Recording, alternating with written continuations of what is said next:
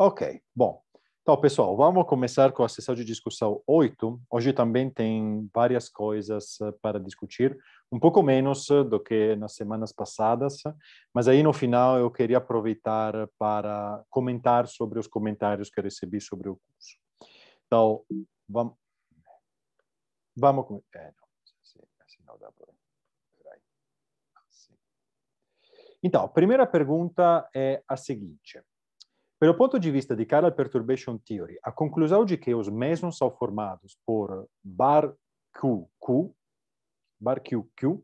vem da hipótese de que o valor de expectação desse operador é diferente de zero. Se sim, para descrever vários, a gente imporia algo como valor de expectação de QQQ diferente de zero. Que tipo de modificação precisaria fazer na descrição? Ok, isso aqui é uma ótima pergunta. Então, vamos tentar clarificar um pouquinho esse ponto. Então, vamos voltar primeiramente a qual é a definição de um number gostomboso. Okay? Então, a gente viu, um pouco rapidamente, porque isso é um assunto de quantum field theory, mas o que um number gostomboso é uma excitação do vácuo na direção dos geradores quebrados do grupo de simetria. Ok? Então, vamos... E deixa já especificar que essa excitação do vácuo é uma excitação escalar. Okay?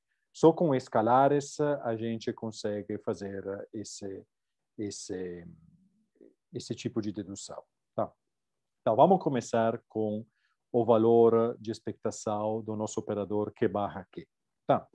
Então, isso aqui é o vácuo, funciona que nem o vácuo da gente. Tá? Que nem o vácuo do Higgs, que a gente vai ver, ou que nem o vácuo V numa teoria fracamente interagente. Então, eu posso parametrizar a matriz dos Nambu-Gostom boson dessa forma aqui. Então, eu tenho o vácuo, ok? Então, isso aqui é uma constante. Isso aqui tem dimensão 3, porque esse operador tem dimensão 3. Então, para matchar, para bater as dimensões do lado esquerdo e do lado direito, preciso de um objeto de dimensão 3 aqui. E como isso aqui, o Nambu-Gostom boson, são as excitações do vácuo, eu aqui posso sempre colocar essa matriz. Essa aqui é a matriz que contém esses Nambu-Gostom boson, ok? Aí depois a gente viu que isso aqui, na verdade, pode ser obtido aplicando uma transformação local, dessa vez, do grupo G, e combinando as matrizes de forma que aqui aparece uma matriz só. Ok? Agora, isso aqui é o caso do Q barra Q, do operador Q barra Q. O que é que deveria mudar no caso dos bárions? Bom, os bárions são férmions, ok? Então, bárions, como em primeiro lugar, não pode aparecer como Nambu-Gostom boson, porque Nambu-Gostom boson são só escalares, ok? Em teorias supersimétricas, tem uma exceção, mas são teorias supersimétricas, ok? Então, o Nambu-Gostom boson teria um partner supersimétrico de spin meio, que não sei se é chamado de Nambu-Gostino, talvez Gostino, eu diria.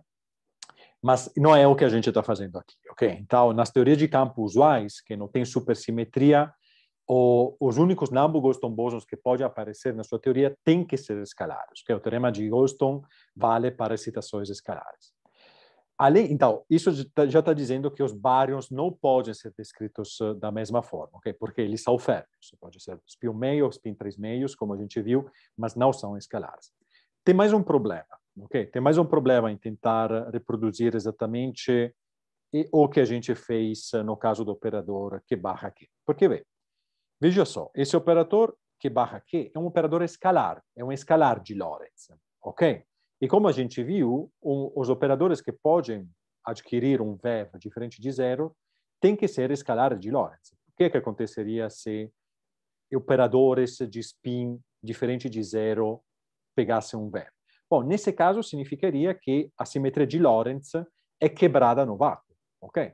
Então, o que isso está te dizendo é que existe um referencial privilegiado. A simetria de Lorentz não é uma simetria do mundo físico, não é uma simetria das partículas que são construídas a partir daquele vácuo. O que seria terrível, porque isso significa que todos nossos experimentos, nos quais estamos medindo que a simetria de Lorentz é uma boa simetria, uma simetria de Poincaré, na verdade, é uma boa simetria da natureza, pelo menos enquanto a gente estiver desprezando o efeito de curvatura do espaço-tempo, vai cair, ok? Então, o que acontece se esse operador aqui, que pega um verbo? Esse é um operador que contém um pedaço de spin 1/2 e um pedaço de spin 3/2. Então, se ele pegasse um VEV, significa que no vácuo a simetria de Lorentz seria quebrada, ok? E isso é uma coisa que a gente precisa evitar de qualquer forma. Não há como a gente poder aceitar isso. Tá? Então, esse valor de expectação aqui, desse operador, que não é um operador escalar, tem que ser zero, ok? Então, agora a questão é como é que, se a gente não pode repetir o mesmo tipo de argumento que a gente já usou para descrever os Nambu-Goston boson, como é que a gente pode descrever os bários? Okay? Será que há uma forma para escrever uma teoria, uma lagrangiana dos bários? Bom, tem dois jeitos essencialmente conhecidos na literatura. Okay? Ou você pode incluir os bários na Chiral Perturbation Theory mesmo, ok? Mas você inclui os bários como campos de matérias, ou seja, são campos, são partículas que têm uma regra de transformação bem definida para o grupo G ou para o grupo H, se você quiser, ok? Então, para a simetria quiral. E, neste caso aqui, no qual você introduz os bários como campos de matéria externa, ok? Então, não são o que quero dizer com campo de matéria externa é que não são campos que emergem da construção dos Nambu-Goston boson. Okay? Não emergem como naquelas matrizes D ou E do Callan-Coleman Vezzoumino. Tá? São campos que você tem que pôr lá à mão, okay? Porque você quer descrevê-los, e aí tem, de qualquer forma, um problema de validade da sua teoria, porque você tem que garantir que o momento trocado nos processos físicos que você está tentando descrever com aquela lagrangiana seja menor da escala no qual a teoria perturbativa chiral é válida. Okay? Isso aqui é algo que, de verdade, sendo muito, muito, muito amplos no regime que a gente está considerando, você pode puxar no máximo até 800, 900 MV. Okay? O pessoal geralmente considera a Chiral Perturbation Theory válida até trocas de energias, ok? Da ordem de 500 MV, até um pouco menor. Mas você pode talvez puxar um pouquinho mais para cima, até 800, 900 MV, e não pode descrever processos cuja troca de energia é maior do que isso. Tá? Agora, por que isso pode ser um problema? Bom, porque tem bários que têm massa da ordem de algum GeV, ok? Então, se você pega um bárion com massa da ordem de algum GeV que tenta decair num pion, ou em dois pions que são muito leves, ok? Com uma massa da ordem de alguma centena de MV. É fácil obter numa situação no qual a energia trocada é maior dessa daqui. Então, você está saindo da validade da sua teoria efetiva, ok? Infelizmente, na literatura, muitas vezes o pessoal ignora completamente isso. Não sei por quê, porque deveria ser claro. Isso aqui é uma teoria efetiva por construção. Então, você não pode escrever termos, ou você não pode considerar processos que saem da validade da sua teoria efetiva, mas você, infelizmente, vê artigos nos quais você tem troca de energia de 1, 2 GeV, e o pessoal usa cada perturbation theory sem nem comentar que deveria ser uma aproximação muito rude do que é a realidade. Ok? Então, isso aqui é o primeiro jeito de descrever bários. Você pega e inclui à mão na sua teoria chiral, tendo que tomar cuidado que os processos, a energia do processo, a energia trocada no processo, não pode passar dessa energia aqui.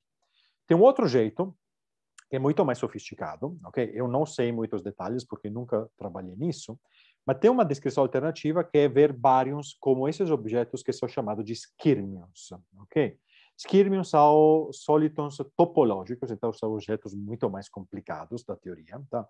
São objetos topológicos, então são daquela mesma classe de solitons ou de instantons, tá? Então aquelas soluções clássicas estendidas que você pode escrever da sua teoria, nesse caso da Chiral Perturbation Theory, ok?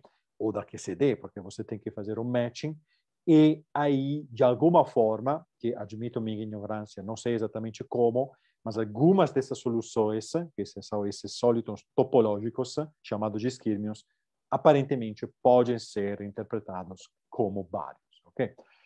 Não sei dizer mais detalhes sobre isso. Nunca trabalhei nisso e também nunca digeri muito bem o que são esses sólidos topológicos, admito minha pequenez nesse respeito, mas só para se alguém estiver interessado, saiba que existe essa descrição aqui alternativa, ok? E depois você pode imaginar coisas mais sofisticadas, por exemplo, cordas, uma descrição de cordas, ou alguma descrição usando ADS-CFT, que são possíveis, mas são já descrições que saem um pouquinho da teoria quântica de campos, assim como a gente está formulando, ok? A gente está usando um framework diferente. Então, não incluiria esse tipo de soluções ou esse tipo de descrição no que a gente faz no dia a dia, são coisas mais sofisticadas que usam uma linguagem completamente diferente. Tudo bem? Tem alguma pergunta sobre isso? Nicolas, responde a pergunta. Responde muito bem. Obrigado. Ótimo. Mais alguém tem alguma perguntinha? Ok, maravilha. E a única coisa que eu vou pedir para vocês, pessoal, é que estou num computador diferente com a tela menor, então eu não vou conseguir abrir o chat, tá? Se tiver perguntas no chat, por favor, alguém me avisa, porque senão eu não vejo. Então, vamos agora mais uma pergunta sobre Chiral Perturbation Theory. Então, a pergunta é a seguinte: a descrição de Chiral Perturbation Theory que a gente fez, está restrita a algum spin particular ou funciona tanto para S igual a 0 ou S quanto para S igual a 1? A forma que a gente descreveu me parecia estar usando campos escalares, mas que talvez só adicionar o índice de Lorentz já desse conta do caso S igual a 1. Não. Então, infelizmente, não é assim. Tá? Simplesmente porque, de novo, Chiral Perturbation Theory é uma teoria de Nambu-Goston bosons aplicada a mesons, e Nambu-Goston bosons podem ser apenas partículas de spin 1 meio. Tá? Não tem Nambu-Goston bosons de natureza vetorial conhecidos. Os mesons de spin 1, tá, o Rho, ômega, Φ e assim para frente, podem, porém, ser incluídos em Chiral Perturbation Theory, mas exatamente da mesma forma que a gente discutiu nos slides antecedentes para incluir campos de os bários. Okay? Então, tem que ser incluídos como matéria externa, campo de matérias externas. Tá? Então, o que eu quero dizer? A gente sabe que tem que ter um octeto de mesons vetoriais, tudo bem? Esse octeto de mesons vetoriais, sendo um octeto, tem que transformar na junta do grupo SO3 de Flavor, que na Chiral Perturbation Theory é interpretado como o SO3 vetorial, que vem da quebra espontânea de SO3 left e SO3 right. Então, se você introduz lá uma matriz que transforma como H de um lado e H dagger do outro, isso aqui é um octeto do grupo H. E aí você pode botar na sua teoria, construir invariantes usando os ingredientes que a gente já viu, e a vantagem é que esses mesons de tipo vetorial têm massas que são da ordem de 800, 900 MV, tá? Então, raramente você tem processos que saem da validade da sua teoria quiral. Então, no caso de mesons vetoriais, você pode incluir como matéria externa, mas sem ter que tomar muito cuidado no que você está fazendo. E, de fato, isso é o que o pessoal faz, tá? Mas os mesons vetoriais não são Nambu-Goston-Bosons, tá? Então, não podem ser incluídos usando as mesmas técnicas. Tudo bem? Tá, então, nos dois casos, o que a gente sabe que meson é formado por Q barra Q e bárion por QQQ é com base em teoria de grupos, e para colocar na teoria, você sabe como eles se transformam, coloca todos os temas possíveis. Exatamente. É isso mesmo. É isso mesmo. Só que no caso dos mesons, de spin 0, você tem que garantir que eles sejam Nambu-Goston bosons. No caso dos mesons de spin 1, não. Porque não pode ser Nambu-Goston boson. Tá? Então, no caso, você tem a construção de Calan-Coleman-Vessumino. No outro caso, você inclui a MAO como campo de matéria externa. Entendi. Obrigado. Imagina. Mais alguma pergunta, pessoal?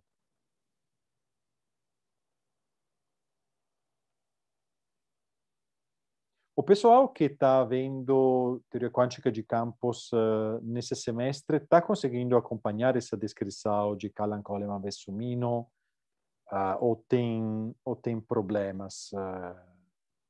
Pode também dizer que vocês não entenderam absolutamente nada. Eu não fico ofendido. Aliás, é uma boa desculpa para explicar de novo e para tentar clarificar mais. Então, Vinícius, Bruna. Iliane, Fernanda ou Antônio?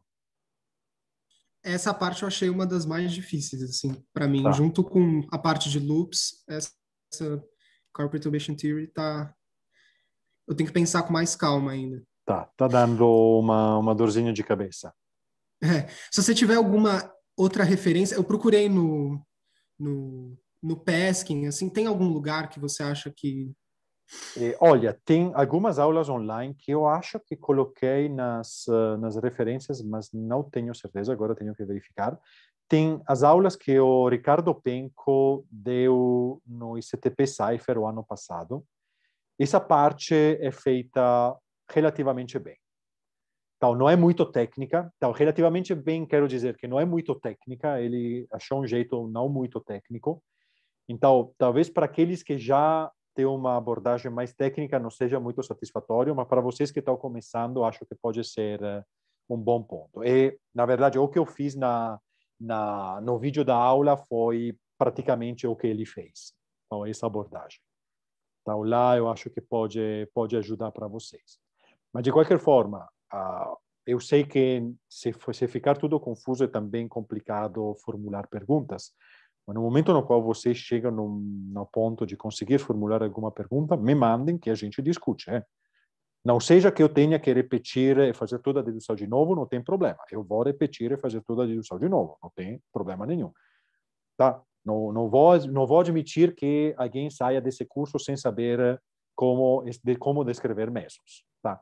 Então, façam perguntas à vontade, qualquer coisa que vocês não entendam, especialmente esse grupinho que ainda não viu Quantum Field Theory, então eu sei que é ainda mais complicado para vocês, não se façam problema nenhum. A gente vai arrumar, tá? A gente vai responder. Muito obrigado. Imagina. Bom, tem mais algum comentário sobre isso? A Bruna mandou um no chat. Você Sim. consegue ler ou quer que leia? Espera, então, pode ler, Nicolas. Ela disse, olha, tá bem difícil, hein? Tô boiando. Ok. Então, bom, de qualquer forma, eu vou ver vocês na sexta-feira, esse grupinho que não teve Quantum Field Theory. Então, aí a gente pode conversar e, se for preciso, de novo, a gente senta e eu posso dar de novo, posso repetir a aula, tentar ver se tem um jeito diferente para explicar. Dessa vez, posso tentar dar ao vivo, que assim vocês podem me parar nos pontos críticos e a gente vai discutir, tá bom? Mas, de qualquer forma, a gente vai conversar melhor na sexta-feira. E aí, se for preciso fazer isso, eu vou comunicar para todo mundo, claramente, que quem quiser aparecer e participar, se sinta, pode participar sem problema nenhum, claramente, tá? Bom, então vamos para frente. Então, mais uma pergunta. Usando esses tipos de descrições, dá para, de novo, Chiral Perturbation Theory, esse tipo de construção, tá? Dá para deduzir aquela interação de Yukawa entre prótons, nêutrons e pions, ou ela é uma descrição efetiva mais bottom-up? No sentido de que a gente conseguiu construir ela para descrever aquilo em particular, mas não conseguiu deduzir da QCD mesmo, que meio indiretamente. Então, esse tipo de interação de Yukawa, então, o que o Nicolas está mencionando aqui é que existe uma interação de Yukawa que é de tipo pion neutro, próton barra próton, ok? Ou tem também carregada de tipo pion carregado, próton neutro, ok? Onde que a carga tem que, ou qual que tem o barra, tem que ver a carga do pion. Então, esse tipo de interação são justamente aquelas que aparecem quando você introduz os baryons como campo de matéria. Então, quando você introduz os campos como campo de matéria, então o moteto, por exemplo, digamos que o meio, o moteto do SO3 de Flavor, aí você vai ver que dá para escrever o termo cinético, o termo de massa, e tem alguns termos de interação com a matriz dos mesmos. E um desses termos que aparece é justamente essa interação de Yukawa que você está mencionando, ok? Então, desse ponto de vista, a construção de Chiral Field Theory, de Chiral Perturbation Theory, baseada nas simetrias, funciona no sentido que é uma construção bottom-up, porque a gente não consegue chegar nessa descrição usando simplesmente QCD. O que a gente está fazendo é esquecer completamente os quarks e usando as simetrias da Lagrangiana dos quarks para descrever as simetrias em nível de meso, simetrias globais, não simetrias locais, mas a simetria chiral global. Porém, de fato, essa construção funciona, porque reproduz os mesmos termos que fenomenologicamente o pessoal estava introduzindo, ok?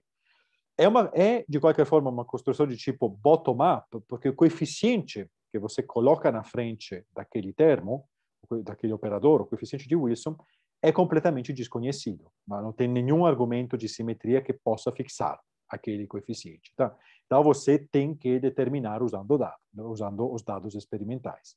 Tá? Por exemplo, você pode medir a interação entre próton-próton e pion-nêutron, e aí você obtém um certo valor para aquele coeficiente. Aí você começa a fazer predições. Por exemplo, quanto vale o acoplamento entre nêutron-nêutron, pion-nêutron? Aí dá para calcular isso na sua teoria e dá para comparar com os dados experimentais. Ou quanto vale o acoplamento próton-nêutron com pion negativo? Aí você consegue ver essas correlações. Mas a escala overall daquele acoplamento você tem que usar um dado experimental para fixar, porque sua teoria não vai dizer. Tá? Mas isso é comum em teoria quântica de campos, porque se você for pensar, mesmo quando a gente escreve QED, a gente precisa de dados experimentais para fixar a massa do elétron e a constante de estrutura fina. E sem dados experimentais, a teoria não está fixando para vocês qual é o valor desses dois parâmetros. E isso aqui, de forma um pouquinho mais complicada, é exatamente o que acontece também na Chiral Perturbation Theory. Ok? Sim, até aí o mesmo modelo padrão vai ter o mesmo problema de você estar com umas 20 constantes a determinar. Absolutamente, absolutamente. É uma das críticas possíveis ao modelo padrão, porque tem todos esses parâmetros livres. Ao final, a gente não sabe. É por isso que tem tentativas de estender o modelo padrão para teorias um pouco mais simples, entre aspas, apesar que na nossa busca de simplicidade nas extensões do modelo padrão, a gente acaba complicando a teoria, tipicamente. Tá? E aí o que você tenta fazer é escrever os parâmetros do modelo padrão em termos de menos parâmetros. Por exemplo, as massas dos férmions, ou Yukaviana dos férmions, em termos de menos parâmetros na teoria original. Ok?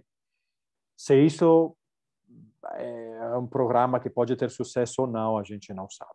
De verdade, não. A gente não conseguiu progredir muito nesse sentido nos últimos, eu diria, 30 anos, na verdade. Tinha um monte de teorias muito bonitas, grande unificação, supersimetria, que tentava ver isso, mas, bom, a gente não está medindo nenhuma outra consequência experimental. Então, talvez a gente tenha que aceitar que qualquer seja a estrutura atrás do modelo padrão, mora energias tão alta que a gente nunca vai saber. Tá. Mais alguma pergunta?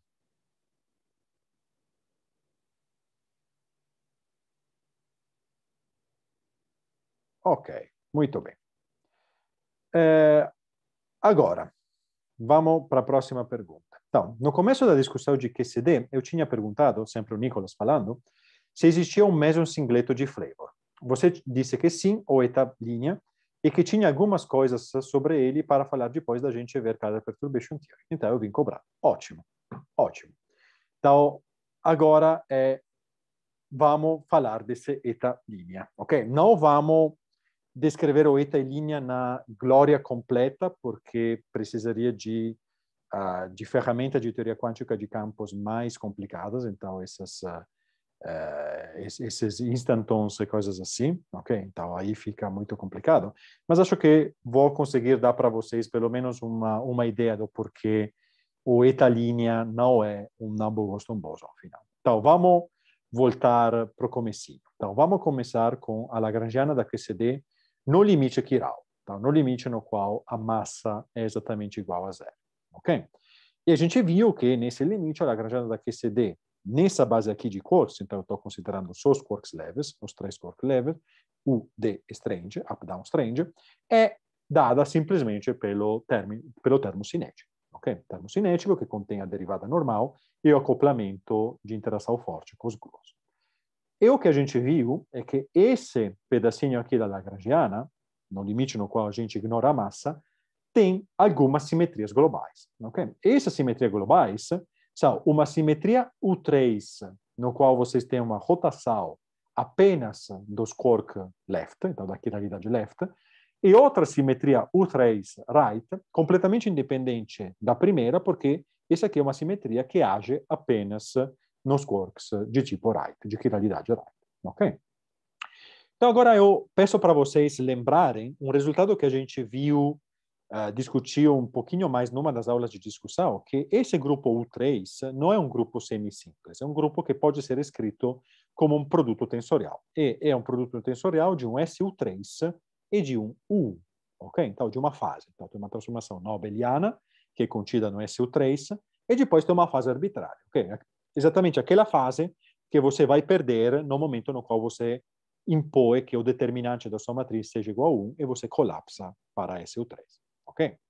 Então, se eu abro esse produto aqui, o 3 left e o 3 right, e lembro que cada um desse U3, na verdade, é ele mesmo um produto entre SU3 e um U, eu tenho que o grupo G de simetria global desse pedacinho aqui da Lagrangiana da QCD é o produto de 4 termos.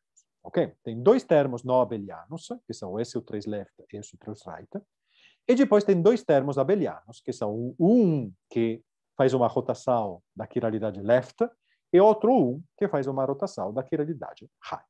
Ok? Agora, sobre o SU3 left e SU3 right, não tem muito o que fazer. Okay? Esses são 2 grupos abelianos, não dá para combiná-los, eles ficam aí. Esse aqui é o que a gente chama de simetria quiral. Ok? É justamente aquela simetria na qual a gente começou a nossa descrição dos mesmos. Esses grupos U1, sendo eles fases, vocês têm que entender que dá sempre para redefinir, para definir combinações lineares desses grupos U1 e nada vai mudar na minha física. O que é que eu quero dizer? Imaginem que eu aplique uma transformação nesse campo aqui desses 2 grupos U1. Então, esse aqui é um E elevado a menos I alfa left vezes E elevado a menos I alfa right. Então, eu tenho o produto de 2 exponenciais independentes. Agora, eu faço o produto desses exponenciais e o que eu obtenho é que essa transformação aqui, dessa parte abeliana do grupo de simetria, é simplesmente E elevado a menos I, abre parêntese, alfa left mais alfa right. Okay? Então, eles aparecem da mesma forma, com o mesmo papel.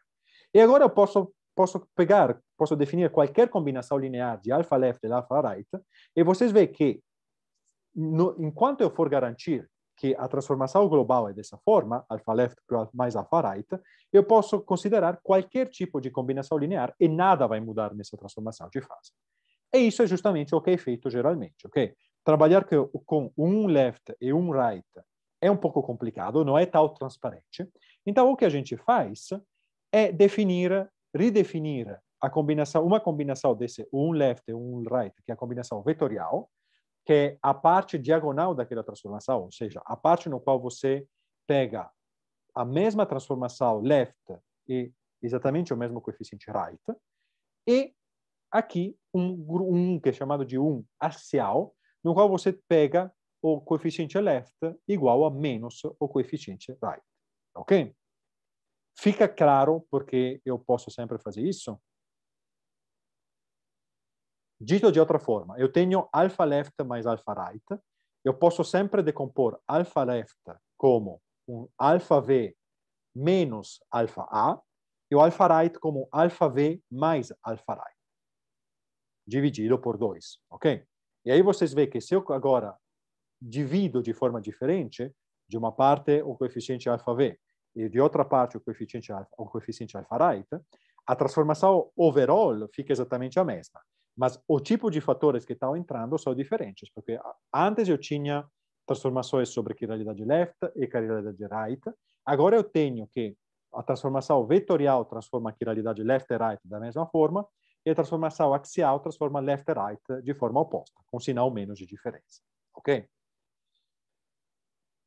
Tem certeza que todo mundo entendeu esse ponto? Porque vai ser importante no próximo slide. Tem alguma dúvida? Okay, então agora eu vou ser radical. Gabriel, alguma dúvida? Tudo certo? Antônio, dúvidas? Não? Lucas, dúvida? Ok? Nicolas?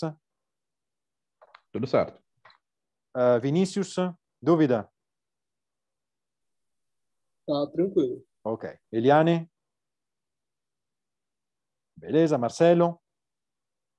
Fernanda? Rick? Ok. Ah, gostei che o Rick levantou o polegar sem terra. Brenda?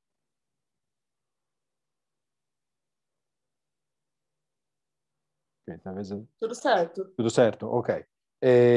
Bruna?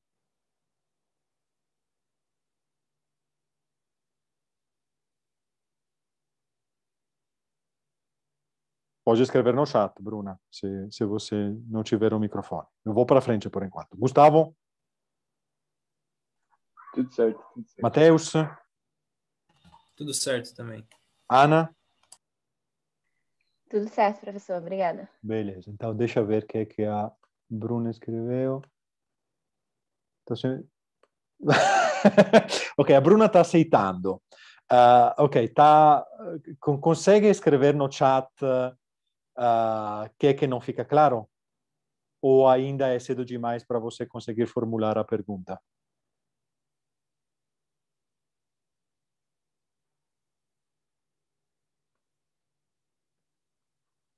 Vamos ver se... Tá, ok. Então, tudo bem. Então, na sexta-feira, quando a gente vai se ver, bom, eu imagino que você vai estar lá, a gente vai voltar nesse ponto e vou tentar explicar de novo, ok? Então, me lembre na sexta-feira, que senão eu vou esquecer. Ok, então, agora a gente está nessa altura no qual a gente fez uma redefinição. Então, o grupo de simetria global é o SO3 que aplica na quiralidade left, SO3 que aplica na quiralidade right, um vetorial e um axial. Agora, esse 1 vetorial, que é aquele 1 vetorial que eu falei que transforma da mesma forma a quiralidade left e a quiralidade right, é o que a gente chama de número bariônico. Onde é que eu coloco esse? Vou botar aqui para cima. Isso aqui é o número bariônico, ok? Que a gente vai voltar, vai ver de novo na construção do modelo padrão. Então, isso aqui vai ser uma simetria que vai aparecer também no modelo padrão, ok? Simetria no qual todos os quarks, independente da quiralidade deles, transformam exatamente da mesma forma. Esse outro aqui, que a gente chamou de grupo axial, é o grupo no qual a quiralidade left e a quiralidade right transformam com uma fase oposta, ok? Então, vamos agora em nível do vácuo. A gente já falou que o vácuo é definido para ter o valor de expectação desse operador aqui diferente de zero. O que acontece quando eu aplico uma dessas transformações nesse vácuo aqui? Bom, a gente sabe que a parte não abeliana, o SO3 left ou SO3 right, a simetria quiral, é quebrada para a parte não abeliana vetorial, então aquela diagonal. O 1 vetorial, que é o número bariônico, como é exatamente a mesma transformação para o Q e para o Q barra, desculpa, o Q e o Q barra transforma com fases opostas, vocês veem que quando eu aplico uma transformação vetorial aqui, uma transformação de número bariônico, esse valor de expectação do vácuo, esse VEV, não está mudando. Então, o 1 vetorial é conservado. Baryon number é uma boa simetria do vácuo. O que acontece com o 1 axial? Bom, o 1 axial, vocês veem que o left e o right transformam com fase diferente. Então, quando vocês pegam esse barra, como isso aqui é left e right, lembre-se que sem o gamma min no meio, isso aqui eu posso escrever sempre como Q left barra Q right mais QR barra Q left. Então, vocês veem que eu tenho um left com R barra. E agora, se eu volto para aqui, eu tenho um left com essa transformação. O R barra transforma com mais, certo? Troca o sinal. Então, vocês veem que esse aqui não preserva o 1 axial. Então, o 1 axial é quebrado espontaneamente pelo vácuo e é quebrado a nada, porque um grupo 1 não tem subgrupos, então pode só ser quebrado a nada. Ok? Então, peraí, porque se eu olho aqui, eu tenho 8 Nambu-Goldstone bosons que aparecem daqui, um Nambu-Goldstone boson que aparece daqui. Então, por que a gente não tem 9 Nambu-Goldstone bosons? Porque a gente insiste que tem 8 Nambu-Goldstone bosons. Isso aqui é justamente o problema. Porque esse aqui, o nono Nambu-Goldstone boson, aquele que falta, que é o eta linha, não é um Nabu-Goldstone boson. Por que não aparece como um Nabu-Goldstone boson? Então, primeiro vamos nos convencer que não aparece como um Nabu-Goldstone boson. Então, do ponto de vista experimental, a massa do eta-linha é 960 MeV. Okay? E aí você tem que comparar com a massa dos piões dos cáons, que é da ordem de algumas centenas de MeV. Okay? Os piões são 140, mais ou menos, e os cáons são alguma coisa tipo 400. Então, por que diabo é que a gente tem um nono Nabu-Goldstone boson que tem uma massa que é um fator 2 maior dos outros Nabu-Goldstone bosons? E ainda pior, por que o Nabu-Goldstone boson eta-linha, desculpa, por que o eta-linha, não o Nabu-Goldstone boson, por que o eta-linha tem uma massa que é da ordem da escala no qual a QCD vira não perturbativa? Porque, vê, todo o nosso joguinho de Chiral Perturbation Theory funciona porque esses caras aqui, os piões e os cáons, têm uma massa que está bem abaixo do cutoff da teoria perturbativa de Chiral, ok? Esse aqui, o eta-linha, está bem lá no cutoff. Então, se a gente quer também incluir ele como Nabu-Goldstone boson, porque talvez a gente esqueceu alguma coisa, tem alguma coisa de esquisita, porque a gente tem um estado que está lá bem no cutoff da nossa teoria. E quando o estado está bem no cutoff da nossa teoria, isso significa que a gente não está conseguindo descrever ele de forma boa, ok? Tem alguma coisa que está acontecendo aí. A gente deveria integrar ele fora para fazer a Chiral Perturbation Theory. Mas ele deveria aparecer como um nono Nabu-Goldstone boson. Então, what the hell? Que diabo é que está acontecendo aqui? Então, não é que só a gente está falando what the hell. Por várias décadas, por 15 anos pelo menos, isso aqui o pessoal não entendia o que estava acontecendo aqui. Porque, de acordo com esse argumento, eu deveria ter 9 Nabu-Goldstone boson e a natureza está me dizendo que 8 estão aparecendo. E o nono está no cutoff da teoria, então eu não posso considerar como Nabu-Goldstone boson. Então, esse problema ficou tão grave que o pessoal até deu um nome para ele. Isso aqui foi chamado de U1 problem. O problema do U1 porque o pessoal não entendia o que acontecia com esse U1 axial, ok? Então, qual é a solução do U1 problem? Então, a solução é que aquele U1 axial é uma simetria anômala, não é uma simetria global de verdade. É uma anomalia, ok? Então, não é uma simetria verdadeira da ação quântica da nossa teoria. Então, isso o pessoal demorou bastante para entender, porque anomalias foram entendidas de verdade apenas nos anos 80, eu diria, comecinho anos 80, na década dos 80, e essa observação experimental já era conhecida desde os anos 60, essencialmente. Okay? Então, por 20 anos, mais ou menos, o pessoal estava se perguntando por que o eta-linha não aparece como um Nabu-Goldstone boson, e a resposta é que a simetria a qual ele deveria estar associado, esse U1 axial, é uma simetria anômala. Não é uma simetria. Então, se não é uma simetria, não há nenhuma razão para esperar um Nabu-Goldstone boson associado com esse eta-linha. Ok? E isso é, de fato, a explicação. Agora, para descrever essa física, como é que você de fato, na verdade, pode incluir esse eta-linha na sua teoria chiral, ok? Mas para incluí-lo, você tem que fazer uma coisa muito esquisita, porque você tem que incluir essa quebra dada pela anomalia, do U1 axial dada pela anomalia, ok? E quem entendeu como incluir essa quebra foi o Toft, e foi usando argumento de instantons, ok? Ele conseguiu demonstrar que se você considera os instantons da QCD, esses instantons, esse background instantons, de fato, quebra a simetria axial. Então, você pode simular o efeito da anomalia considerando o background de instantons. E esse background de instantons há um jeito para incluir na sua teoria chiral, que não vou discutir agora, tá? Porque é mais avançado, bem mais avançado do que isso o curso se propõe de mostrar para vocês. E, dessa forma, você pode até incluir o eta-linha na sua teoria, ok? Mas você viu, o pessoal de verdade debruçou, quebrou a cabeça por 20 anos tentando entender esse problema. Tanto é que hoje, a posteriori, é óbvio, porque é uma das primeiras coisas que eu falei para vocês. Chequem se suas teorias são anômalas ou não. E justamente sabendo que isso aconteceu por 20 anos. O pessoal não sabia que as anomalias existiam, e o pessoal, por 20 anos, se perguntou por que faltava um Nabu-Goldstone boson. E a posteriori, agora a gente sabe que não há Nabu-Goldstone boson a ser esperado, porque não há simetria lá. Ok? Então, isso é o que eu estava querendo dizer sobre o problema do U1. Ficou mais ou menos claro eu sei que não estou dando muitos detalhes, estou dando simplesmente o comecinho da história, mas pelo menos deu para pegar porque não temos que esperar um Nambu-Boston Boson nesse caso, ou ficou um pouco confuso?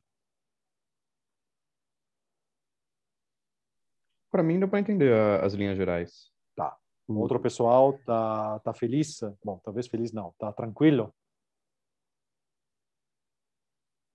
Eu estou olhando para as caras de vocês, me parece que mais ou menos todo mundo tá... Ninguém está chorando, pelo menos, o que já é grande coisa. Ok, muito bem. Deixa eu só perguntar. Sim. Então, para essa ideia de instantons e coisa assim, vai ser parecido com aquela versão mais técnica de Baryons, então? Exatamente. É uma coisa... São duas coisas ainda diferentes, ok? Ainda são duas coisas diferentes, mas a ideia de fundo é justamente tentar incluir na teoria quiral essas soluções não perturbativas da sua teoria original, então da QCD. Então, nesse caso aqui, você usa um background de instantons, naquele caso, você usa aqueles solitons topológicos. Obrigado. Imagina. Ok, maravilha. Então, vamos agora para mais uma pergunta, dessa vez sobre a teoria eletrofraca. Então, deixa eu botar aqui para baixo. Então, imagino que a gente talvez vai falar disso em detalhes mais tarde, mas como vai funcionar para obter o seno de θw com correções de loops? Então, isso aqui é um dos parâmetros que a gente introduziu nas últimas aulas de teoria eletrofraca. Você lembra que na definição do fóton e do bóson Z, eu falei que a gente está supondo que exista uma combinação linear, que cada uma dessas duas partículas possam ser escritas como combinações lineares dos bósons W3 e B, e os coeficientes dessa transformação linear, que eu estou dizendo que é ortogonal, são o cosseno e o seno do ângulo Wick. Então, esse θw é o ângulo Wick, ok? E o que o Nicola está perguntando é como é que vai funcionar o cálculo desse seno do θw quando a gente considera correções de loop, ok? Então, de fato, o que acontece é que quando você considera correções de loop e você tenta definir o que é o seu fóton e o que é seu Z, essas correções de loop atrapalham bastante sua definição, porque a gente vai ver isso, ok? Mas cada função de 2 pontos, cada propagador do fóton vai ter uma correção radiativa. Então, isso você tem que considerar. Cada propagador do Z também vai ter uma correção radiativa independente da primeira, ok? Então, você já tem 2 correções radiativas. E tem um terceiro efeito que aparece, que você pode escrever uma função de 2 pontos, no qual você começa com o fóton e acaba com o Z, ok? Então, isso aqui é um termo de mistura cinética, ok? É uma coisa que a gente não viu até agora. Então, a gente vai ter que entender como resolver esse problema dessa mistura cinética que vai aparecer. Tem formas, ok? A gente vai diagonalizar de novo a nossa Lagrangiana, vamos redefinir quais são os campos físicos, mas nessas redefinições que a gente vai ter que fazer para considerar as correções radiativas, de fato, o que é o seno do ângulo Wick não fica mais muito claro, ok? Então, o que a gente vai ter que fazer quando a gente for considerar correções radiativas é definir, essa definição é arbitrária, o que a gente quer dizer com ângulo Wick, ok? E tem várias definições possíveis na literatura. Então, a primeira definição é o que é chamado de on-shell. Então, on-shell é a definição no qual você pega o seno quadrado do ângulo Wick e define, ok? Então, isso aqui é uma definição, você está pedindo isso, que seja 1 menos a massa do bóson W física dividido pela massa do bóson Z física, tudo ao quadrado. Então, isso aqui é exatamente o mesmo tipo de relação que você teria em tree-level, só que agora você está pedindo que essa relação não seja válida apenas em tree-level, mas seja válida quando você considera as massas físicas dos bóson W e Z. E as massas físicas contêm correções radioativas, como a gente vai ver, ok? Então, essa é uma possível definição do que a gente quer dizer com seno quadrado de ângulo Wick. Outra definição possível, que é a definição que geralmente vai com o nome de Ms-barra, é dizer que o seno quadrado do ângulo Wick é o coeficiente desse termo aqui, então do acoplamento entre o bóson Z, os férmions mas a corrente eletromagnética dos férmions, ok? Uma vez que você inclui correções radioativas. Isso é outra possível definição. Em tri-level, a gente vai ver que aqui vai aparecer um acoplamento que é proporcional ao seno quadrado do ângulo Wick. Então, em nível radioativo, a gente insiste que essa seja ainda a definição do seno do ângulo Wick. Agora, naivamente, sem fazer as contas, você poderia pensar, bom, tudo bem, são duas definições que, em princípio, deveriam ser equivalentes. Infelizmente, não é assim, ok? Não é assim porque se você define o seno quadrado do ângulo Wick dessa forma ou dessa outra forma, a expressão que você obtém são diferentes, ok? Então, o valor numérico que você vai usar nas suas contas é diferente também. Então, você está fazendo conta em nível de loop no modelo padrão, você sempre tem que tomar muito cuidado como você vai definir seus objetos, ok? Seus parâmetros não físicos.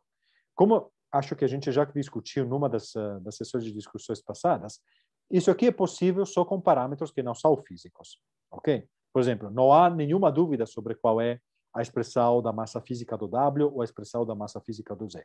É unívoco. O que não é unívoco é a definição dessas quantidades auxiliares, ok? Essas quantidades que são úteis porque simplificam suas contas, mas que não correspondem univocamente a uma observável física. Então, nesse caso, você tem uma liberdade em definir esses objetos e, de acordo com sua definição, as expressões mudam e o valor numérico muda. Então, isso você tem que tomar muito cuidado fazendo contas. Um pouco de sorte, talvez você nunca tenha que fazer contas em nível de loop no modelo padrão, fora desse curso, então o problema não vai se pôr. Mas outras pessoas não apenas vão ter que fazer, mas também algumas escolhem passar a vida inteira fazendo isso. Então, de gustibus não disputando o mestre, mas tudo bem. Ok? Então, sim, de fato, para voltar às suas perguntas, as correções radioativas atrapalham aquele processo de mudança de base dos bósons de gauge. E a gente vai ver mais para frente como lidar com esses novos efeitos que vão aparecer. Tá bom? Tá bem. Obrigado. Imagina. Então, eu sei que aqui eu falei de algumas coisas que estão para vir nas próximas aulas, mas se alguém, então talvez fica um pouco obscuro para alguém de vocês, mas se alguém tiver mais dúvidas, pergunte sem problemas. Eu estou com uma dúvida. Sim. Em um dos passos que você... Não um dos passos, mas um dos ingredientes que você mencionou, que é quando tem um propagador do fóton e ele vira um propagador de um outro bóson de gauge. Não. Tem um propagador que é misto. Você começa como estado de fóton e termina como estado do bóson Z. Então, não é que tem um propagador que vira outro propagador. Não, é um propagador único. Certo. Vai ter que definir um novo propagador misto. Tá. Então, não teria problema, por exemplo, com a conservação da carga desse outro bóson de gauge, porque se ele for um bóson de Young-Mills, ele vai carregar uma carga sobre ele mesmo, né? Ok, ótimo. Então, a teoria faz de forma que, se você está tentando violar a carga nesse cálculo, aqui o resultado dá zero. Ok? A teoria não te permite de escrever aqueles diagramas no qual você violaria a carga. Só aqueles diagramas no qual você não viola a carga. Então, o único que pode aparecer é fóton com bóson Z, que são os únicos dois nêutrons. Beleza. Ok? Mais alguma pergunta, pessoal? Pergunta meio mais de como que o pessoal mostra isso na área, porque em vários artigos, em geral, eles colocam um valor numérico de C no ângulo de mistura e não especificam qual que é o esquema de renormalização. Tem um padrão que, em geral, se você olhar em um artigo, qual deve ser, em geral, que eles estão seguindo?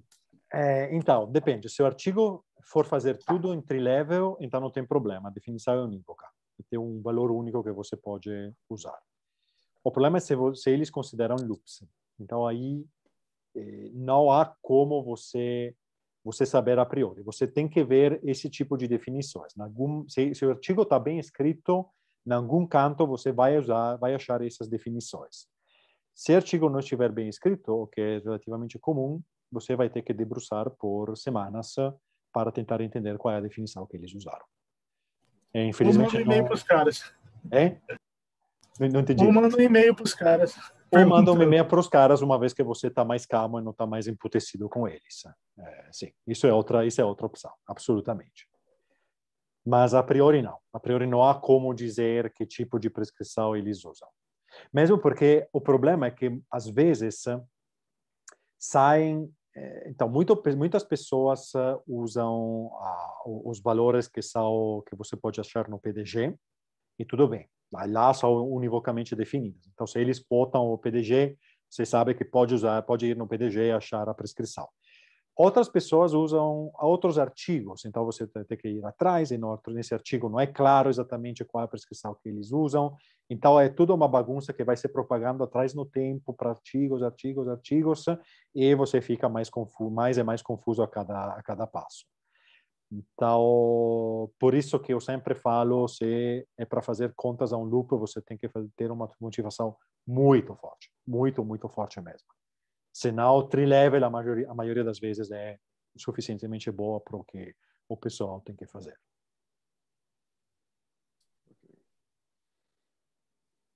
Mais alguma questão, pessoal?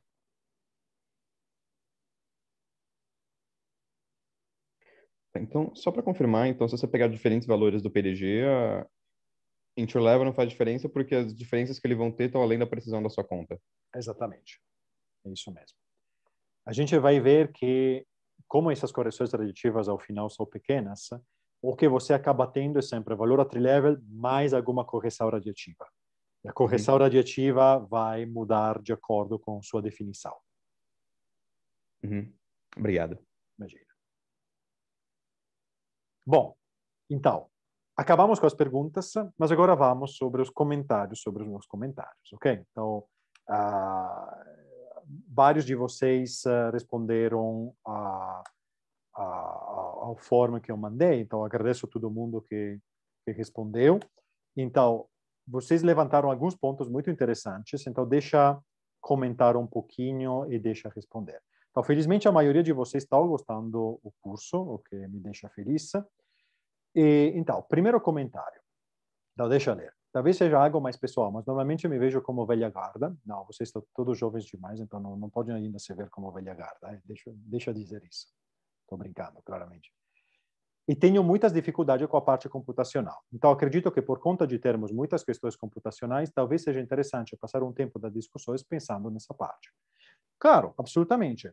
Perguntem, me mandem e-mail, que aí eu vou discutir essa parte mais computacional. Até agora, ninguém chegou a me pedir de discutir de verdade um exercício, com exceção do Nicolas uma vez. Mas perguntem também os exercícios, que eu vou sentar e vou resolver com vocês. Pode ser tanto uma parte de conta na mão, então eu vou fazer no tablet aí na hora, e também depois eu vou mostrar para vocês como continuar a implementação na parte da matemática, se for preciso, ok? Então, quando eu falo que as sessões de discussões são sessões de discussões sobre a disciplina, eu entendo qualquer tipo de aspecto da disciplina, que pode ser a parte teórica e pode ser a parte de exercício. Eu sei que a parte teórica pode ser muito puxada, dependendo do nível da preparação de vocês. Então, eu sei que muitas vezes vocês talvez cheguem um pouco atrasados a tentar resolver os exercícios. Mas, como eu já falei, mesmo se vocês tiverem agora, nesse momento, uma pergunta de teoria quântica de campos, façam essa pergunta, ok? Qualquer pergunta é ótima, e o fato que estimula uma discussão é ótimo. Mesmo se fosse na primeira aula, não tem nenhum problema. Então, não fiquem com esses problemas, eu estou com uma dúvida no exercício 1.1, então não vou perguntar porque a gente está no capítulo 4. Não, perguntem, ok? Perguntem. Vocês podem me dizer, podem me mandar um e-mail dizendo, professor, preferiria não discutir todo mundo junto? Aí tudo bem, eu resolvo para vocês, ou marco com vocês singularmente, ou vocês podem me escrever, professor, eu tenho essa dúvida, talvez seja interessante, e eu resolvo na sessão de discussão, ok? Eu, no começo do curso, escolhi fazer uma sessão de discussão por semana para não ficar muito pesado para vocês. Mas caso precise, a gente faz duas. Não tem nenhum problema, ok?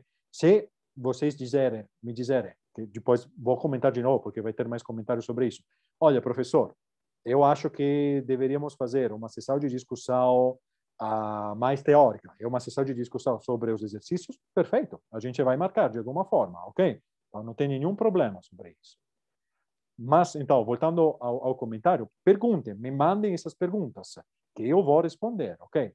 Pode também dizer no final da discussão, professor, olha, eu tenho essa dúvida, estava fazendo exercício ontem, surgiu, podemos discutir? Claro, sem problemas, ok? Eu peço para vocês me mandarem com antecedência as perguntas, só porque às vezes são perguntas um pouco mais avançadas. Eu estou tentando achar um jeito para que todo mundo mais ou menos consiga entender a resposta dessas perguntas. Mas se vocês forem perguntar na hora, não tem nenhum problema, ok? Então, sinta-se à vontade. Então, mais um comentário. Sinto que mais exercícios seria útil para testar melhor o entendimento e gerar algumas discussões concretas. Ótimo. Então, eu recebi muito bem essa mensagem, tanto é que coloquei online uma nova versão das notas com muitos mais exercícios na parte eletrofrágil, ok? Então, vocês vão achar os exercícios no meio do texto, no qual eu geralmente estou pedindo para vocês verificar algumas contas que eu não estou mostrando em detalhe, ok? Que faz parte do aprendizado teórico, mais teórico. E no final do capítulo, eu coloquei mais exercícios um pouquinho mais avançados, ok? No qual vocês, de verdade, vão ter que sentar e aplicar o que vocês aprenderam. Então, eu acho que até agora coloquei mais 5 ou 6 exercícios e se eu for pensar mais alguns, vou pôr lá, ok? E também para os próximos capítulos vou fazer a mesma coisa. Vou adicionar mais exercícios finais para uma aplicação um pouquinho mais, não simplesmente reproduzir a conta, mas para vocês terem que pensar um pouco mais, ok? Bom, agora, mais um comentário. Perdão. Então, os vídeos ajudam muito a entender a matéria da apostila e vice-versa, entretanto, o áudio às vezes é difícil de compreender. Então, pessoal, eu sei que às vezes fica um pouco complicado. Eu tentei usar fones com microfones, mas eu acabei que quase derrubei o computador. E, infelizmente, a USP não me fornece os meios que eu queria para dar aula em casa. Então, uma lousa e um microfone daqueles portáteis, que infelizmente custa um olho da cabeça se eu for comprar sozinho, ok? Então, eu estou guardando o dinheiro para fazer isso, porém, infelizmente, nessas aulas eu não vou conseguir usar. Agora, caso vocês tenham muita dificuldade em entender o que eu estou dizendo, de novo, não percam muito tempo. Me mandem um e-mail dizendo, oi, professor, que diabo é que você está falando no vídeo X no minuto Y? E aí eu vou voltar, espero eu conseguir entender a mim mesmo, ok? Espero que sim, mas eu vou dizer para vocês o que eu estou dizendo, ok? Eu sei que pode ser um pouquinho chato as primeiras vezes, mas se vocês me mandarem essas perguntas, não tem nenhum problema, tá bom? Sinta-se à vontade. Eu sei que, infelizmente, tem esse problema técnico que não consegui resolver na gravação das aulas, e tinha até cogitado de dar aula no tablet, mas aí tem um problema, que tem um atraso. Eu falo e muitas vezes tem um atraso com respeito ao que eu estou escrevendo. Então aí acaba que não dá mais para entender nada, porque tem o áudio que é completamente fora sync com o vídeo. E eu não consegui consertar esse problema. Se alguém de vocês souberem como usar o Zoom para gravar as aulas e ter sempre 100% o vídeo em sync com o áudio, agradeceria se vocês pudessem falar, porque eu não consegui resolver esse problema, ok? Mas então, pro problema do áudio dos vídeos, me mandem e-mail de novo, sem problemas. Não tem absolutamente nenhum problema se vocês não forem entender. Aliás, o Vinícius uma vez me perguntou se tinha como eu mudar os subtitles que para eles estavam aparecendo em italiano, e eu não tenho poder nenhum sobre os subtitles. Eu não sei que diabo está acontecendo, eu não fixo nenhum subtitles, então não sei porque ele aparece em italiano, talvez seja o meu sotaque, talvez não sei, mas eu não estou dizendo nada para o YouTube. Então, bom, de novo, vocês são muito mais jovens do que eu e têm muita mais experiência talvez com o YouTube. Então, se vocês souberem como eu posso dizer para o YouTube, coloca os subtitles em inglês, eu vou voltar e vou fazer isso em todos os vídeos, ok? Então, de novo, agradeceria se vocês pudessem me ajudar nesse respeito. Só um comentário nessa parte. Eu acho que não tem como a gente escolher. Eu acho que alguém tem que fazer os subtitles pro YouTube, porque às vezes o reconhecimento fica ruim mesmo. Tá. Às vezes ele pega uma palavra em inglês, outra palavra em português e vai misturando tudo e fica horrível o subtitle também, mas eu acho que se tem como escolher, a gente tem que fazer mesmo. Okay. Então, é que nas primeiras aulas, nas 2 ou 3 primeiras aulas, o subtitle estava em inglês automaticamente, né?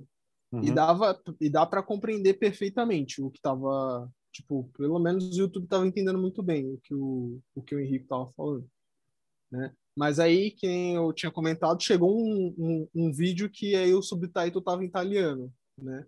Aí... E os vídeos... Desculpa, Vinícius. Os vídeos seguintes continuaram em italiano? As legendas começaram a ficar em italiano. Não Sempre. sei o que é... Para todos os vídeos seguintes.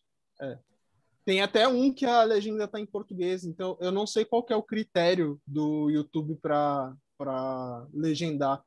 Porque a legenda é automática mesmo. Tipo, ele ouve você falando e legenda automaticamente. Mas eu não sei qual critério de idioma que ele escolhe. Eu estou ficando muito preocupado com eu acho que a palavra parece tal coisa, então vamos colocar tal coisa. No final você decifra. Eu acho que é mais ou menos isso que o YouTube faz. Então, Vinícius, eu infelizmente não sei como resolver esse problema. Eu vou dar uma olhada, porque eu tô upando uns vídeos de uma monitoria que estou dando, e eu vou dar uma olhada para ver se eu consigo modificar alguma coisa ali, aí qualquer coisa eu te informo. Porque eu também nunca mexi também nessa questão de gênero. Não, eu também, eu nem tinha conta no YouTube antes de começar a fazer esse curso, então... não, então, sim, se você pudesse olhar, e caso você ache alguma coisa, pudesse me informar, seria perfeito, ok? Eu vou fazer o que você me falar e vamos ver se funciona. Ok? Certinho. Ótimo. Aí, depois, segundo comentário. Os exercícios estavam razoáveis com a matéria das lecture notes e fazem sentido, entretanto, eles acabam ficando em segundo plano. Estuda as videoaulas e apostila na parte correspondente, o que toma bastante tempo, focando em entender a teoria. No meu caso, como a maior parte da matéria é novidade, ainda me dedico por mais tempo para entender bem as sessões, por isso os exercícios acabam sendo atropelados pelas aulas da semana seguinte, acabam ficando em segundo plano. Acredito que uma sessão de discussões sobre exercícios de todos os capítulos até agora passados seria interessante para todos os alunos recapitular o conteúdo. Então, isso volta para o ponto que levantei na resposta antecedente. Para mim não tem nenhum problema a fazer mais uma aula no qual a gente enfrenta os exercícios. Então, a gente pode decidir daqui para frente. Tem uma aula de terça-feira, vai ser teoria, e tem mais uma aula sobre exercícios, ou vice-versa, dependendo de como vocês preferem. Agora, a única coisa que eu queria sugerir para vocês é discutam. Então, para mim não tem problema nenhum se a gente for fazer isso, ok? Eu topo sem problema. Discutam entre vocês, porque queria saber se todo mundo concorda em adicionar mais uma aula, ok? E outra coisa é que eu agora, infelizmente, na quinta-feira, no mesmo horário da nossa aula, eu estou dando outra aula. Então, a gente vai ter que achar um horário que funcione para todo mundo, no qual a gente pode criar um evento no Meet, Google Meet, assim não temos problema de tempo e não vamos ocupar a sala do instituto. E nesse horário a gente pode dizer, olha, vamos fazer 1 hora, 1h30, 2 horas, o que for, e vamos resolver exercícios, ok? Eu posso passar para vocês meu calendário típico. Então, as próximas 2 semanas eu vou dar aula todos os dias, então vou passar para vocês quando é que eu posso dar essa aula adicional. Então, conversem entre vocês, vejam se todo mundo topa fazer uma aula adicional e quando é que todo mundo poderia, e aí me falem. E aí eu vou marcando. Se vocês não conseguem achar esse acorde ou não tem um horário que por enquanto funciona, aí me mandem as perguntas dos exercícios e eu vou resolver na aula de discussão mesmo, ok? Talvez eu tente compactar um pouquinho as perguntas teóricas e dividir meio a meio teoria com exercícios, mas a gente vai dar um jeito, ok? Eu também quero que vocês consigam resolver os exercícios, mas justamente, eu imagino que para alguns ou para muitos, talvez, de vocês, com as várias coisas, seja complicado chegar nos exercícios. Então, qualquer dúvida, me mande que a gente discute. Tudo bem? Então, vamos fazer a coisa seguinte. Discutem entre vocês. Vocês têm um grupo de WhatsApp do curso, certo? Pelo que eu entendi. Então, discutem aí. Veja se todo mundo concorda. Veja se há algum horário. Me passa uma lista de horários nos quais todo mundo poderia. E aí, a gente vai marcar. Ok? Bom, então, acho que isso, por enquanto, são os comentários. Tem algum comentário? Porque o próximo comentário é um pouco diferente, então queria comentar de forma diferente. Tem mais alguma coisa que vocês queriam conversar comigo? Deixa eu só dar uma sugestão nessa coisa sobre os exercícios. Sim. Se você conseguir, não for dar muito trabalho, seria legal organizar eles numa lista separada das notas, porque eles ficam meio perdidos no... Fica Tudo meio bem. difícil de ficar caçando eles. Sim, não, claro, absolutamente. Isso eu posso fazer sem problema nenhum. Eu posso criar mais um file diferente e aí eu vou tentar organizar com o mesmo número de exercícios, então que assim vocês não ficam perdidos, e vou postar o file online na página web. Okay? Beleza, obrigado. Imagina, claro. Mais alguma sugestão? Sim. Eu ia perguntar para você, né, porque eu não sei se você acha isso uma boa ideia, da gente ir tentando, tipo, resolver os exercícios e postando as nossas soluções em algum lugar. Um drive, alguma coisa. Claro, absolutamente. Eu acho uma ótima ideia, aliás. Porque assim isso porque me assim, permite... né? Não, vai. Não, eu só ia comentar porque, tipo, por exemplo, a gente que tá nesse grupinho de não entender que é FT direito, né? A gente discute bastante, mas às vezes não tem tempo para discutir. Então, seria até interessante a gente poder dar uma olhada na solução de alguém para entender o que a gente está fazendo ou não, etc. Não sei. Mas, Sim, não, olha, eu acho uma ótima ideia. Acho que isso é uma coisa que seria bom vocês discutirem entre vocês no grupo do WhatsApp. Agora, eu não sei se todo mundo está fazendo todos os exercícios, mas não sei, vocês poderiam tentar ser sistemáticos e perguntar, olha, quem é que fez os exercícios do primeiro capítulo? Quem mais fez do segundo capítulo? Vocês poderiam disponibilizar? Vocês podem me mandar ou vocês podem criar uma pasta do Drive e me incluir, que aí eu consigo dar uma olhada, porque muitas vezes a pessoa nem repara que tem um probleminha naquela resolução. Então, se eu souber onde que você está pondo os exercícios, aí eu vou dar uma olhada e posso dar meus comentários. Certo. É porque eu mesmo estou fazendo os exercícios assim, não sei, né? Se estão corretos ou não. Então, não, claro. Não, absolutamente. Eu acho que quanto mais vocês forem comunicar entre vocês e comigo, tanto melhor vai ser o resultado desse curso. Isso aqui, ao final, é um curso de pós-graduação. Vocês estão vendo que eu estou postando as aulas, tenho as notas, mas a sessão de discussão eu estou fazendo questão que seja levada pelas perguntas de vocês. Não quero ser eu.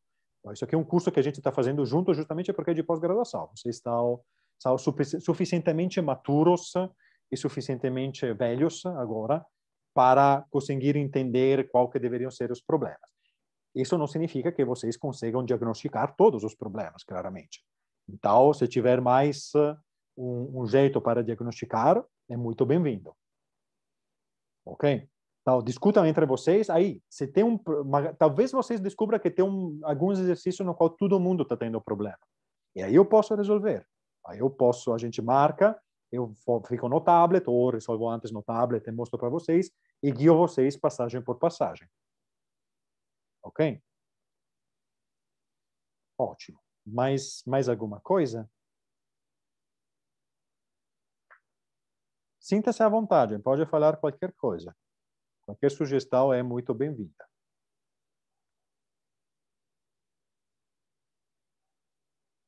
Ok, então parece que não. Então, antes de passar ao próximo comentário, deixa eu só dizer que vários de vocês me mandaram e-mail nos dias passados, apontando que tinha vários typos nas notas, ok? Eu estou corrigindo esses typos e eu estou atualizando a versão das notas online, ok? Então, a nova versão está sem aqueles typos que vocês repararam e outros que eu tinha reparado que estavam mais para frente. Mas tenho certeza que a nota é longe de ser typos free, ok?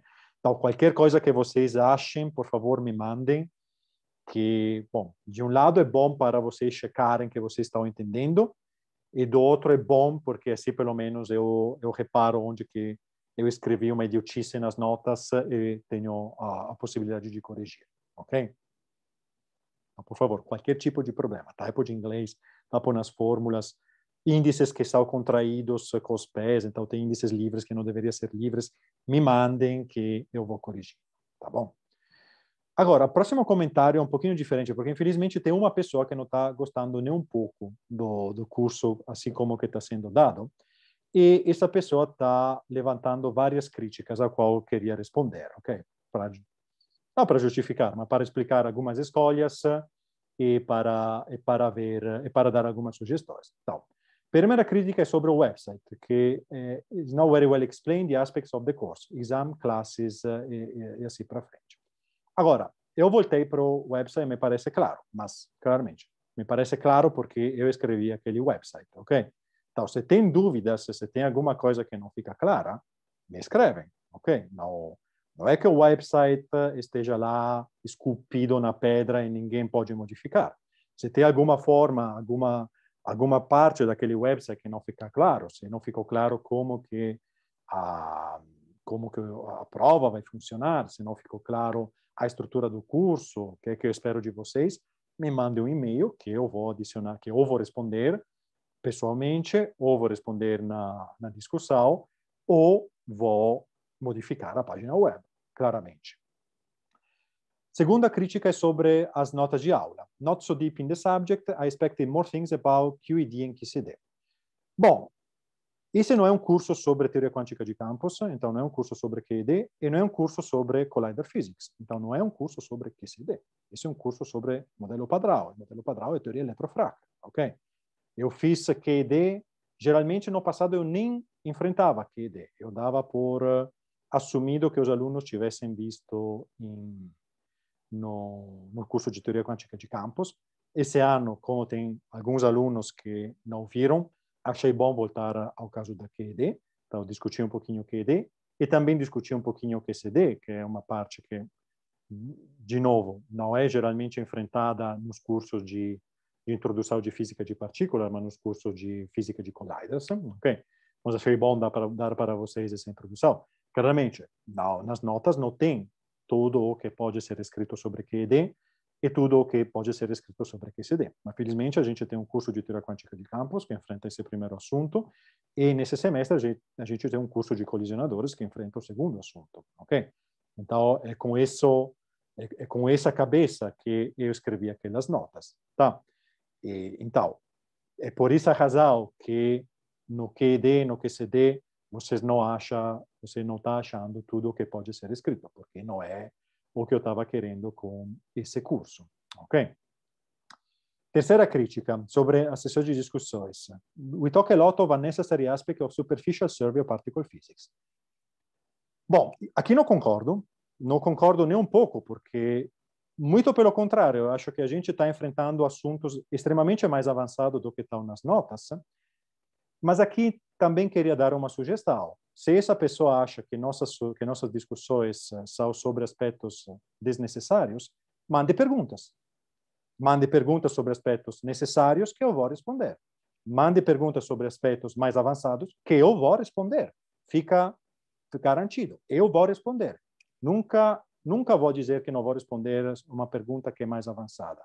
Muito pelo contrário, a gente enfrentou assuntos de cordas, assuntos de ADS-CFT, a gente enfrentou gravidade nesse curso, no qual eu não estou falando de gravidade. Então, se essa pessoa de verdade acha que a gente está perdendo nosso tempo sobre aspectos desnecessários de física de partículas, é muito bem-vinda a me mandar perguntas sobre os aspectos que essa pessoa acha necessários de física de partículas. E fica tranquilo que eu vou responder com certeza. Próxima crítica é sobre os exercícios. I can say the list the 5 exercises to deliver in 2 weeks would be a good idea of both evaluation for the final grades and better study. Não, discordo profundamente. Discordo profundamente porque isso não é um curso de graduação. Aí, na graduação, infelizmente, aqui no Brasil tem esse hábito de pegar vocês pela manina e não dar nem um pouquinho de responsabilidade para vocês. O ritmo do estudo é sempre determinado pelo professor. E tudo bem. Quando eu dou curso de graduação, me adapto ao ambiente. Na pós-graduação, não. Vocês que escolheram fazer esse curso, ninguém forçou vocês. Não é um curso obrigatório. Então, esse é um curso que eu como professor e vocês como alunos, estamos fazendo juntos, tá? E vocês têm que ir além dessa ideia que tem que ter lista cada 2 semanas que está dando ritmo para vocês estudarem. Fora, em qualquer outro lugar que não seja o Brasil, isso não acontece. Isso não acontece. Você faz um exame único no final do curso e ou vai e dá certo ou não dá certo. Então, vocês vão ter que começar a aprender a estudar sem alguém que leva vocês para a manina, ok? Que não pega vocês para a mãozinha e leva vocês para frente, tá? Então, num curso de pós-graduação, eu discordo profundamente com o que você está dizendo. Não acho que lista de 5 exercícios cada 2 semanas sejam bons jeitos, nem para vocês estudarem melhor, porque vocês vão ter que aprender a estudar de forma diferente, ok? E caso vocês saiam, numa certa altura do Brasil, vocês vão ver que a diferença do ensino fora do Brasil é gritante, tá? Os cursos são completamente diferentes. O professor joga a lista lá e aí está com vocês. Geralmente não tem nem aula de exercícios, não tem nem a possibilidade de discutir os exercícios. Então, eu, claramente, acho isso um pouco radical, então por isso que a gente tem a sessão de discussão, mas a avaliação do curso não vai ser a avaliação de um curso de graduação, vai ser a avaliação de um curso de pós-graduação. Ao final, vocês estão na melhor universidade da América do Sul e o nível tem que começar a ser levantado, tá? Eu sei que nem todos os professores pensam dessa forma, mas isso é minha opinião, tá? Então, eu não vou mudar agora, não vou passar para vocês listas cada 2 semanas, porque eu acho que isso vai fazer um desserviço para vocês mesmos. A gente não está na graduação, a gente está na pós-graduação. Okay? A última crítica é sobre os vídeos, que are a little confused. Sometimes I am like, what is he talking now? Bom, isso sinto muito, mas de novo, se tem problemas com o entendimento dos vídeos, seja entendimento de física, ou seja entendimento do inglês, ou porque o áudio fica baixo, por favor, me mandem e-mails que a gente vai resolver. A gente está aqui justamente por isso, ok? Então, não tem nenhum problema, não tem que passar vergonha, não tem absolutamente nada de errado com me escrever um e-mail dizendo, não estou entendendo absolutamente nada do que você fala desde o minuto 1 até o minuto 15 do vídeo 14. Ok, eu vou dizer para vocês. E posso responder no e-mail ou posso responder na primeira sessão de discussão imediatamente sucessiva a quando eu for receber o e-mail, ok? Bom, então, acho que isso era tudo o que eu estava querendo comentar. Tem mais algum comentário que vocês queriam fazer? Vocês podem discordar do que eu estou falando aqui. Opa, chato, obrigado, chato. Peraí. Eu tô... Jesus, quanto que eu perdi. Então, estou no... Bruna Lemes, esse fone é bom e baratinho, sem fio. Obrigado, Bruna. Então, vou dar uma olhada nesse fone aqui.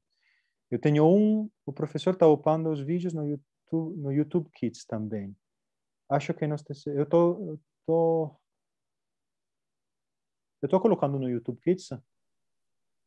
Você está marcando os vídeos como apropriados para crianças. Isso vai Eu só acho que eles vão ficar um pouco traumatizados. Melhor colocar aviso maior de 18.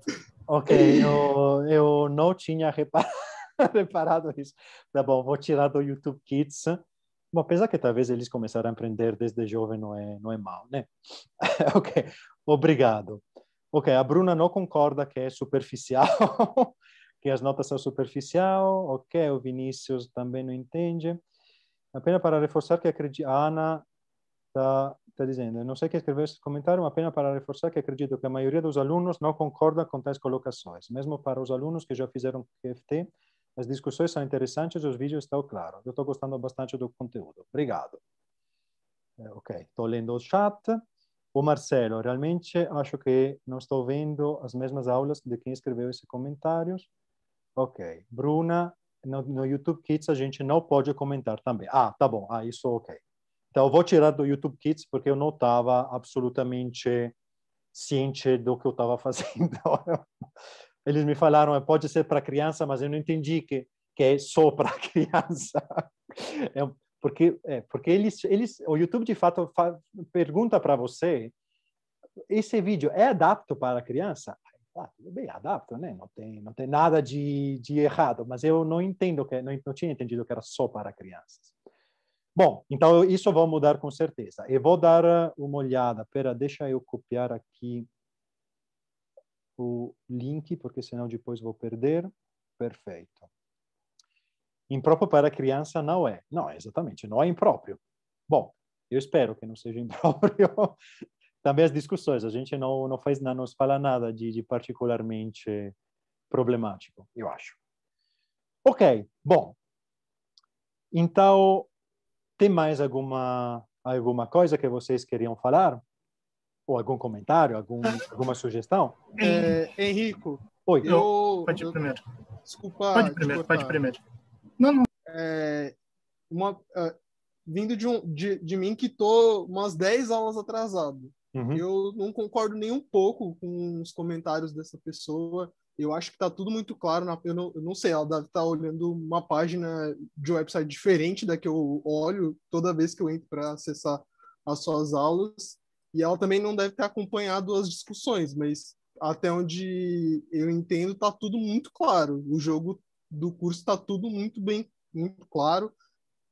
Talvez eu acho que só a questão do áudio mesmo, dos vídeos, tem um problema, mas, nossa, fora isso, discordo completamente dos comentários que essa pessoa fez. Ok, obrigado, Vinícius. Henrico, eu concordo com o que o Vinícius disse, e eu só tenho uma dúvida sobre a avaliação final. Sim, que ontem a gente conversou no grupo, e alguém levantou a bola que no método de avaliação tinha alguma coisa sobre a apresentação oral. Eu não estou pedindo, só estou perguntando sobre se vai ter isso, como vai ser, então, ou se não vai ter. Pera, mas onde é que você está olhando? Estava na descrição da disciplina, no Janus, se não me engano, tinha alguma coisa sobre a apresentação oral. No Janus, por alguma razão, eles não fizeram update com a nova versão do curso que eu mandei o semestre passado. Tá.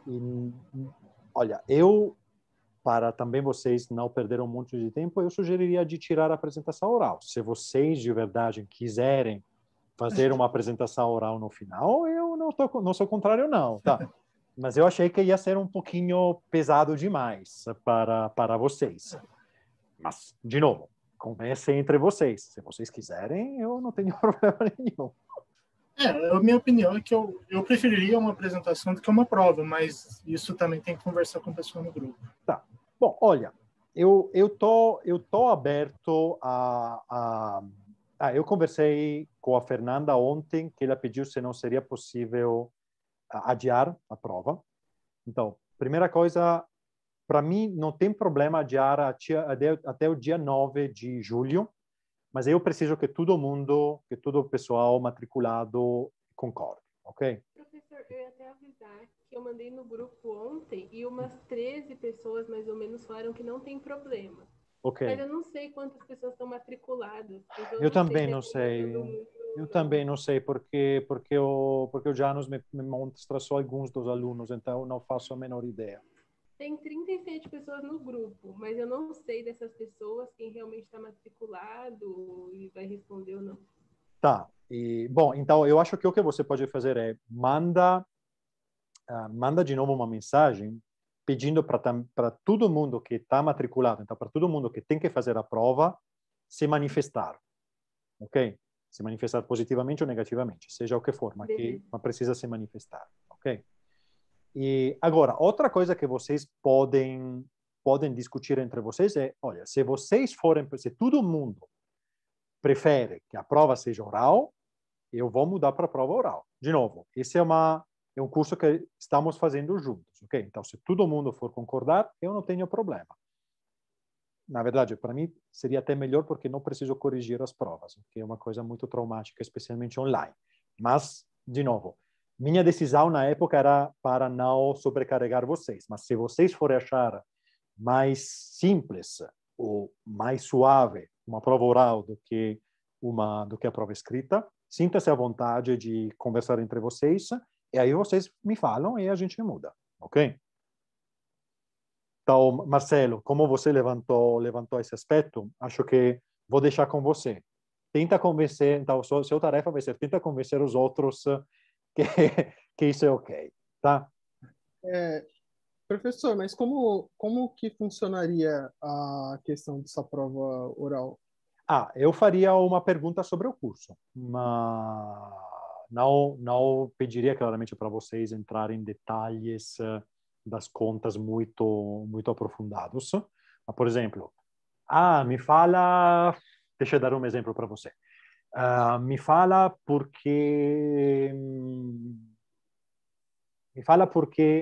a gente usa me fala como é que a gente deduziu que tem que existir uma simetria SO3 de Color. Ou me fala qual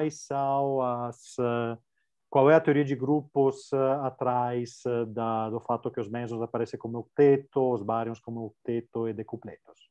Sem claramente fazer toda a parte tensorial. Mas por quê? Tem um 3x3, um 3x3 barra, essas coisas aqui. Ou mais para frente eu poderia perguntar, olha, como é que a teoria de Fermi nos motiva a introduzir uma teoria SO2 left de gauge? Uma coisa assim. Então, perguntas dessa forma. Eu quero ver se vocês entenderam mais ou menos o que aconteceu no curso. Mesmo porque, agora, de novo, esse é um curso facultativo, optativo, tá? Então, não posso esperar, não é mecânica quântica 1 que é obrigatório, tá? Não posso esperar de todos vocês no mesmo nível final, mesmo porque muito de vocês nunca mais na vida vão ver física de partículas.